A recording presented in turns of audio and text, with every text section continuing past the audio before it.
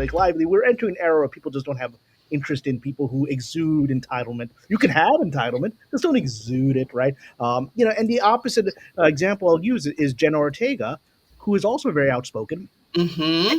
Not everyone likes Mm, what she has to say. I largely like what she has to say, especially on the Middle East, right? Because it's not popular sure. in Hollywood. It puts her in danger.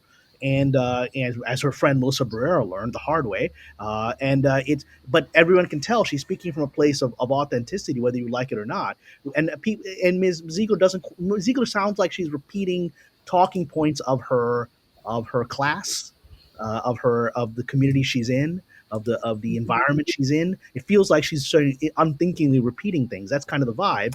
Whereas Jenna Ortega knows exactly what she's saying, why she's saying it, and the risk she's taking when she says them, and people can respect that.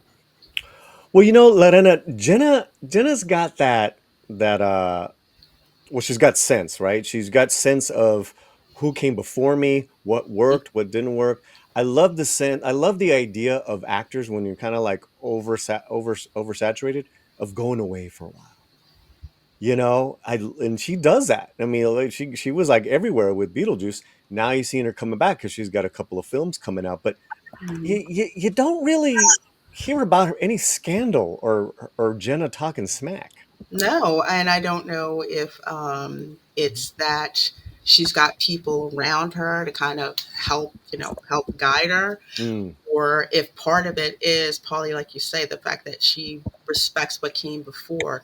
Every time I hear her talk, she sounds wise beyond her years, and she Mhm. doesn't really, well, let's face it, most actors, you do have that kind of upper nose, but you're likable. If you're likable, people will let that go. And she Mhm. is. And I had to give her credit when she, talked about how she didn't agree with some of the scripts that were written for Wednesday. And I said, mm. that is some really awesome self advocacy. Although I think later she probably said, yeah, I probably could have came at that a little more. Yeah, she said I probably could have worded it differently. Yeah. Which again, I love that she said that.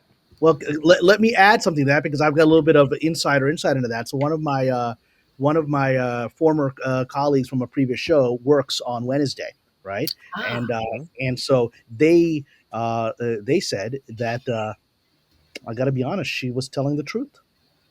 They said, we our scripts really didn't reflect how Generation Z talks and thinks because they're written by Generation X people like me in their 50s Mhm. and some of them in their 60s, right? Those are the bosses of the show who are very talented people, but they don't necessarily vibe it in the way that people of two more generations later are talking and acting. And she would look at the script and say, that's not how we talk. Nobody talks like that. Nobody acts like that in high school.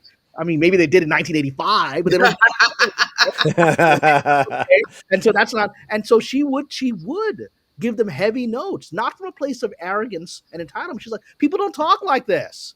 My friends don't talk like this. We don't act like this. This is what we do. And she said it was honest. She really did do more than just give notes. She helped them rewrite the script because there was an older generation that didn't understand how Generation Z acts and talks.